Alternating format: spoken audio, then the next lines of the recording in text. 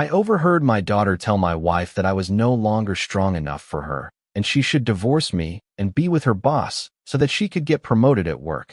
My wife just smiled and didn't react. What happened next was rather unbelievable. I will tell you how everything unfolded. First, let me quickly thank you for your continuous support. This means a lot to us.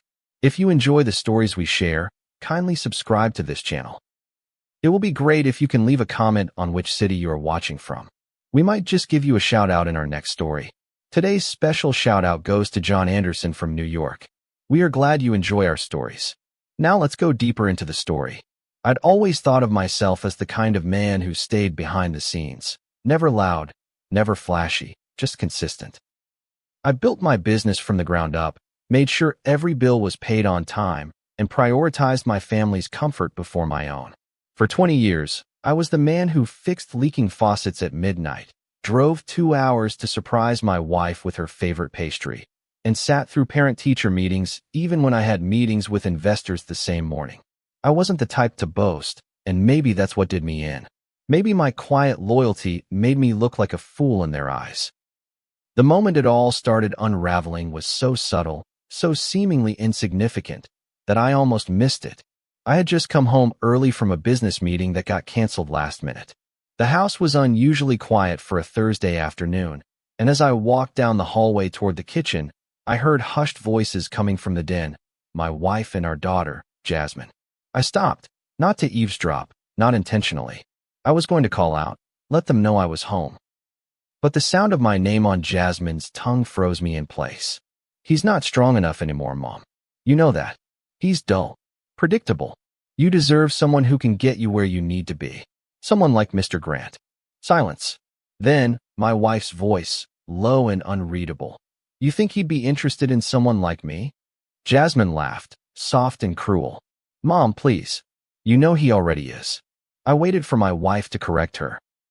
To say no, to say how dare you suggest that, to remind her daughter that she was married. But all I heard was that same laugh. A soft chuckle that didn't sound like the woman I married, but like someone who had already moved on in her heart. I backed away before they could see me, walked out the back door, sat in my truck for over an hour, trying to process what I'd just heard. My wife hadn't shut the idea down. She'd entertained it, smiled at it. And Jasmine, my daughter, my own flesh and blood, encouraging her mother to abandon me for her boss. It felt like the air had been punched out of my chest. I didn't confront them that day. I couldn't. I needed to be sure of what I heard. I replayed it 100 times in my head that night, but no matter how I twisted the memory, it landed the same way: betrayal. Over the next 2 weeks, I watched. Not in a paranoid way, just with eyes newly opened. My wife started staying late at the office more often. She had sudden work trips that never made it onto the shared calendar. Nights out with the girls became a regular thing, even though she never used to care much for socializing. When I asked casual questions, just light ones, nothing accusatory, she dodged with that new, distant tone in her voice. Like I was an obligation she hadn't figured out how to break free from yet. That's when I knew I had to protect myself. I reached out to a private investigator I'd worked with once through my company. Quiet man, reliable, no questions asked. I didn't tell him why. I didn't have to. I just gave him the names, the schedule, and told him I needed answers. At the same time, I started separating my personal finances from our shared accounts. Transferred property titles, quietly moved stock portfolios, set up trusts under my name only. I wasn't angry, not yet. I was preparing. Because if they truly thought I was weak, if they really believed I would let them walk all over me while smiling like some clueless old fool, they were going to learn otherwise. The hardest part was pretending. Every morning, I kissed her cheek, asked how her day looked. Every evening, I listened to her lie to me, smooth, polished, empty lies about traffic, about dinner with the girls, about how tired she was from working late. Jasmine kept visiting, cheerful and sweet, as if I hadn't overheard her sell me out like I was a used piece of furniture. One night, about 3 weeks in, I sat alone in the living room while they laughed together upstairs. The sound twisted something inside me, something deep and painful. I realized then that I wasn't just angry. I was mourning the illusion I'd held for so long. The belief that loyalty was reciprocal, that being good to people guaranteed they'd be good back. It was a lie, and that lie hurt more than the betrayal itself. I remember thinking, maybe this is what getting old feels like. Not the gray hair or aching joints, but realizing the people you built your life around never truly saw you at all. And yet, I didn't lash out. I didn't scream or beg. I let them keep underestimating me. Because sometimes silence isn't weakness. Sometimes silence is the sound of a man sharpening the knife. The shift wasn't sudden. It was quiet and strategic, like someone slowly twisting a knife so you don't notice you're bleeding until it's too late. Angela, my wife, began turning into someone I didn't recognize. She used to hum while brushing her teeth, used to leave her coffee cup on the counter for me to find with a little lipstick on the rim. It sounds small, but when you live with someone long enough, those details become the glue. And then, they were just gone. At first, I told myself it was just work. Maybe she was overwhelmed, maybe stressed. But deep down, I knew better. A wife doesn't avoid eye contact with her husband of 20 years just because of deadlines. She doesn't start locking her phone screen every time she steps out of a room unless she's hiding something. And a mother doesn't whisper betrayal with her daughter unless the rot has already taken hold. 3 weeks into hiring the investigator, I began receiving updates, nothing too definitive yet. A photo here, a vague timeline there. Angela was having long lunches at restaurants far from her office. Private dinners on evenings, she said she had team meetings. Her girls' nights out were growing more frequent and, strangely, never featured the same set of friends. I confronted her gently one night, just to see if she'd lie to my face. "Did you have a good time with the girls?" I asked, pouring myself a glass of water as she kicked off her heels. She didn't even flinch. "Yeah. Tanya finally got the promotion she wanted, so we went out to celebrate." Tanya, a name she pulled out of thin air, because I knew Tanya had quit the company 2 months ago. I didn't call her on it. I just nodded, took a sip of my water, and watched her walk into the bedroom, leaving the scent of betrayal in her wake. Every interaction after that was like a rehearsed script. She spoke in fragments. She touched me less. When we shared a bed, we might as well have been separated by oceans. I'd lie awake staring at the ceiling, listening to her breathe, wondering when she decided I wasn't enough. And Jasmine, well, she visited more often now. Too often. Every weekend she'd drop by with coffee or bring Angela some random gift, face creams, wine, a new scarf. She'd hug me a little tighter, smile a little brighter, like she was trying to sell an act. But behind her eyes, I saw it, the guilt. Or maybe it was pride. I couldn't tell yet. One Saturday, Jasmine found me in the backyard, trimming the hedges. She leaned against the porch column and said, "You ever think about downsizing, Dad? This place is probably too much for just you and Mom now." I didn't look up from the clippers. "Why would we do that?" She shrugged. "Just seems like a new chapter might be coming. You know?" I held the blades in place, the hedge still half-shaped. A new chapter. That's what she called it. Like the end of my marriage was just a seasonal wardrobe change. I looked her square in the eye and said, "Be careful, Jasmine. Chapters end, but readers remember the characters." She blinked, caught off guard maybe. She muttered something about meeting friends and walked off.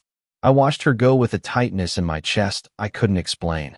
There was a time I used to carry her on my shoulders through the grocery store. A time when I would have bled to protect her. But now, I didn't know who she was. By the 4th week, the investigator sent me photos that told a clearer story. Angela at a hotel bar with a man, tall, polished, younger than me. I recognized him instantly, Mr. Grant, Jasmine's boss. So it was true. The man she pushed her mother toward was now eating oysters with her at a place I used to take her for our anniversary. It should have shattered me, but instead, I felt cold clarity. I forwarded the photos to my lawyer and told him to begin the financial shifts. We created shell accounts, updated property deeds, and locked in an ironclad prenup revision under the guise of business restructuring.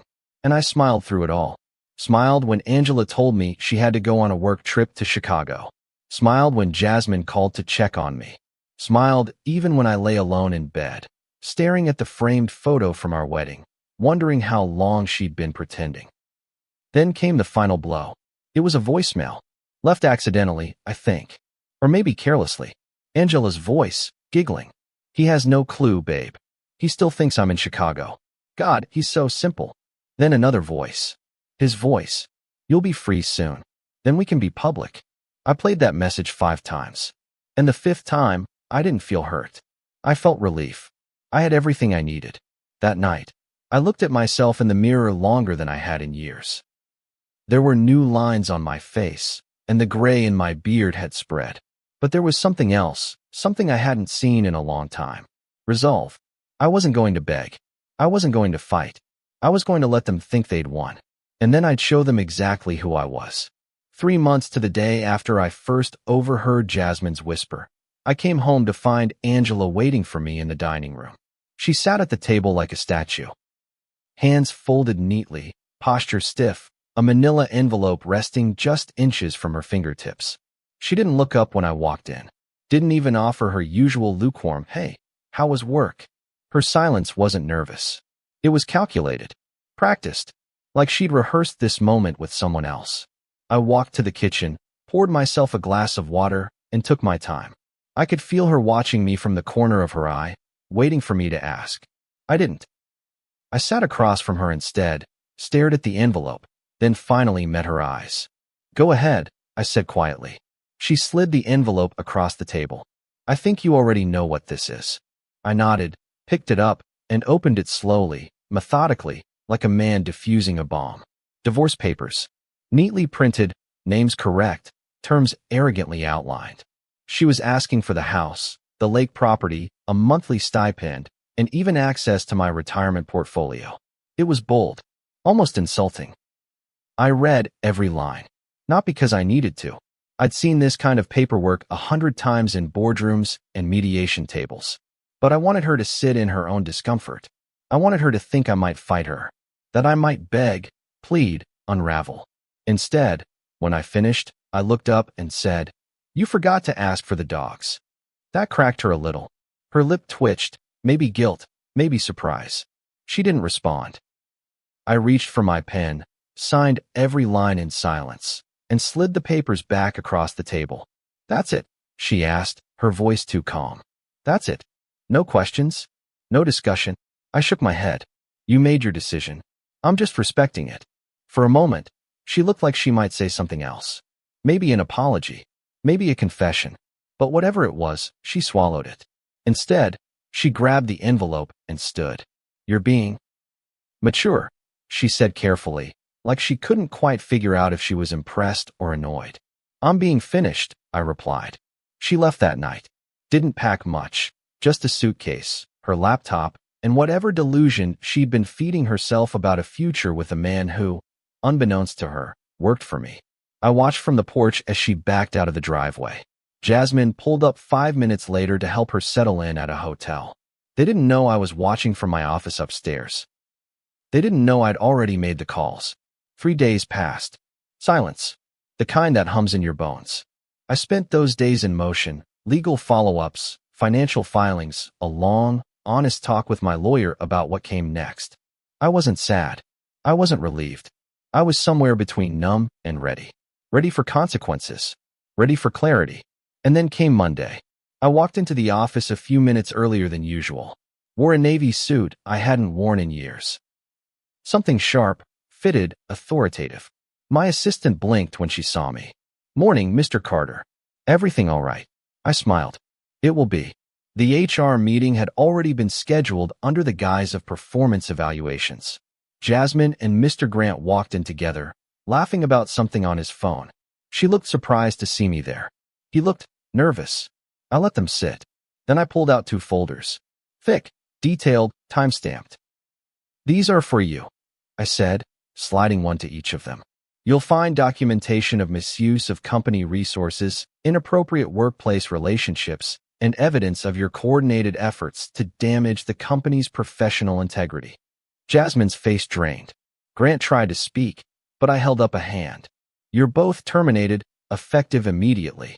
Security will escort you out." "You can't do this," Jasmine snapped, standing up. "You're not even on the board." "I own 70% of this company," I interrupted calmly. "Grant here works for me. Always has. You didn't do your homework, sweetheart. She blinked. Grant stood there looking like a man who just realized the floor beneath him was fake marble. I almost felt sorry for him. Almost. This is personal, Jasmine hissed, eyes flashing. This is revenge. No, I said.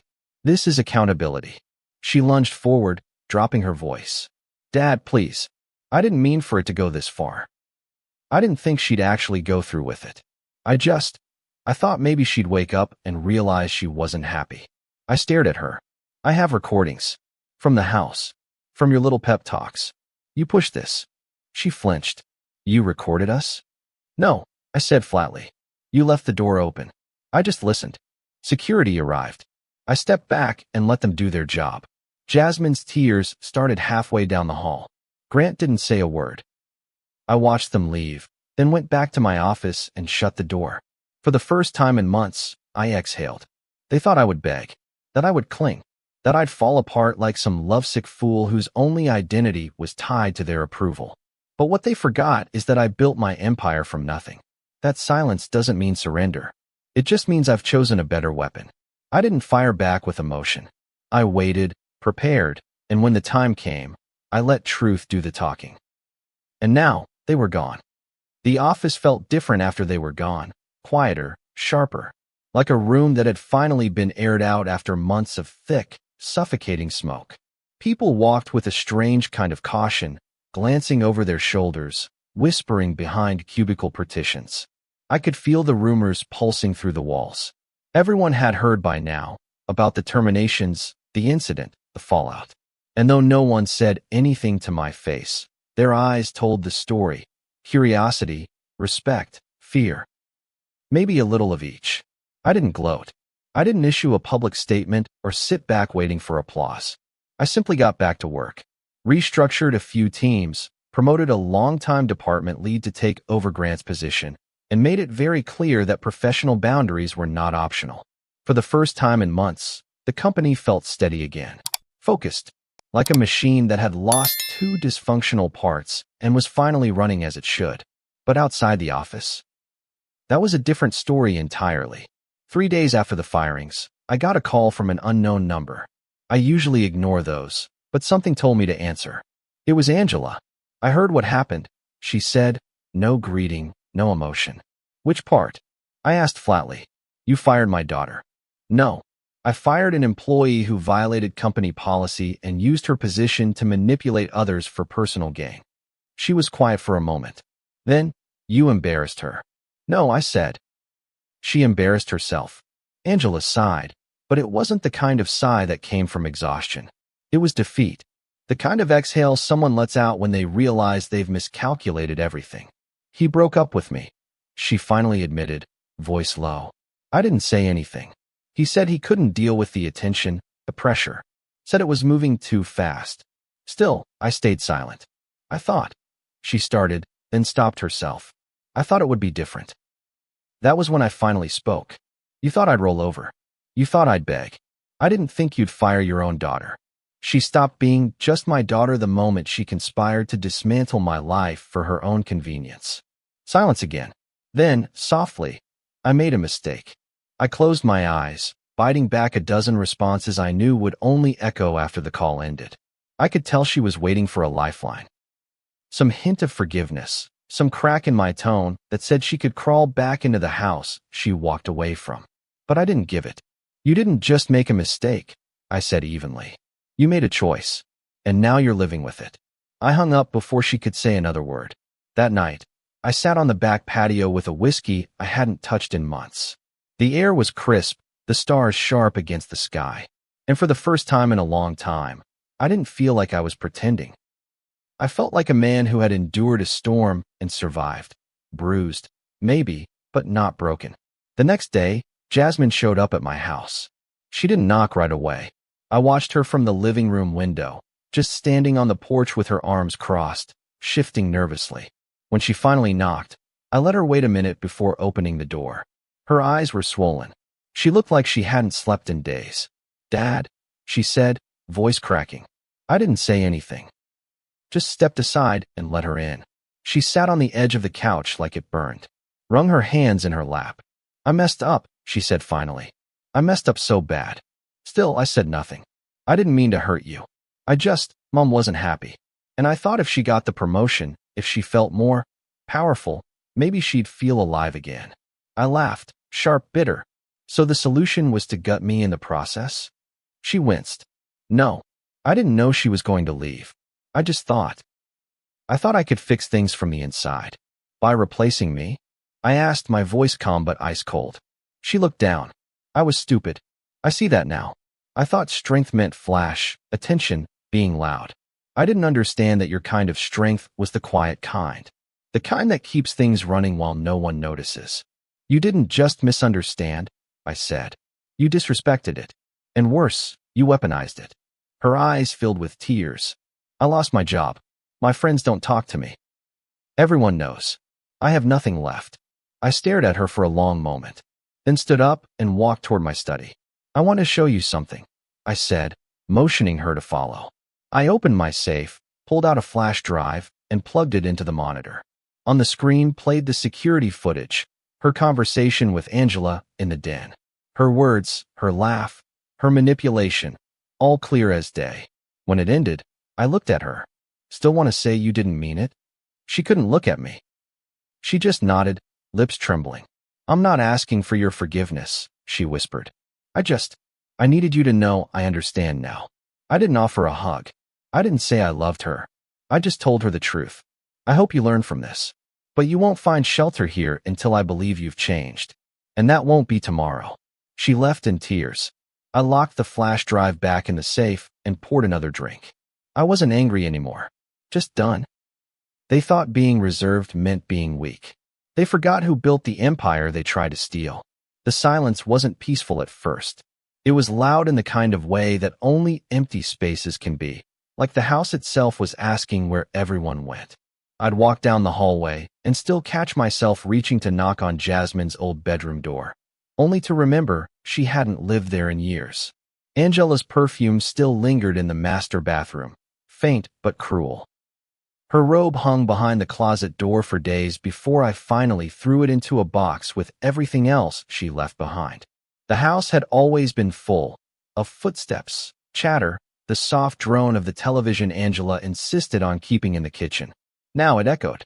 Every creak of the floorboards reminded me of a life that had imploded, not in an instant, but piece by piece, until there was nothing left of the family I thought I had. It was hard, at first, to feel victorious. I'd done what I had to do, protected my name, my company, my dignity. But in the aftermath, I didn't feel powerful. I felt gutted. Not because I missed them. No, that part had passed. But because I mourned what could have been. The version of my life where my daughter admired me, where my wife saw me, where love meant loyalty and not leverage. I spent more time in my study now. Not working, just thinking. Sometimes I'd scroll through old pictures on my phone. Jasmine's high school graduation. Angela and I at the lake house, smiling over wine.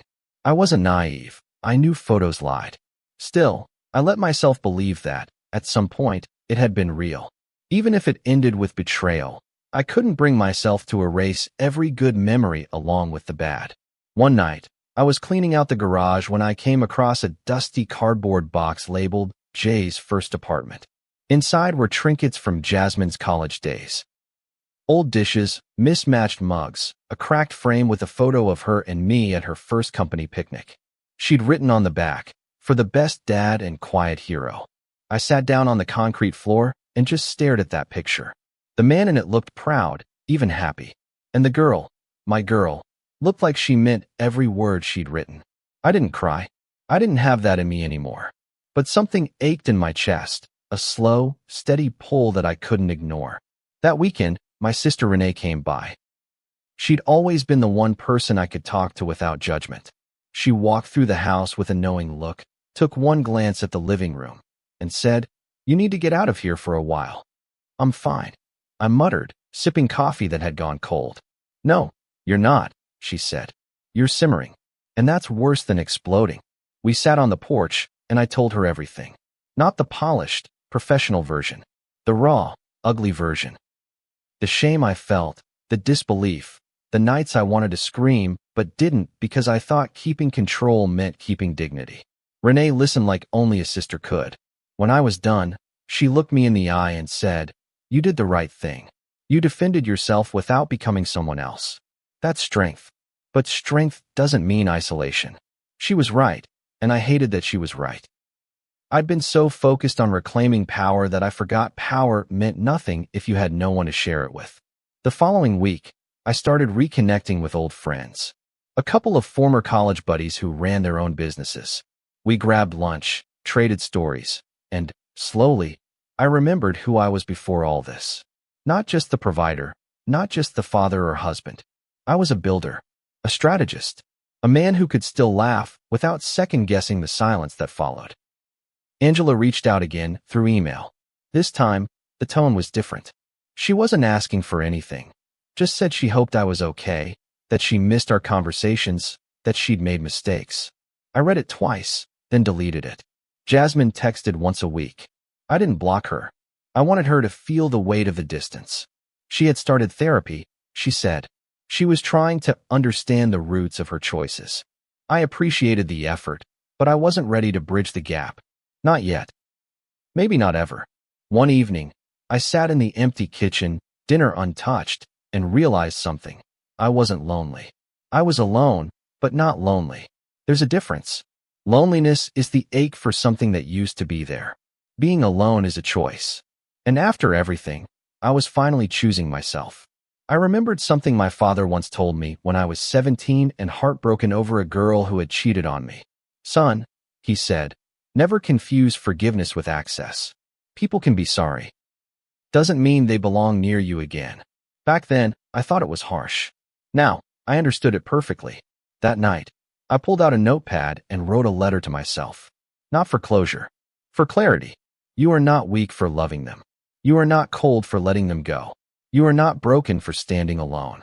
I folded the letter and placed it in the safe with the flash drive. Not as a reminder of pain, but of survival.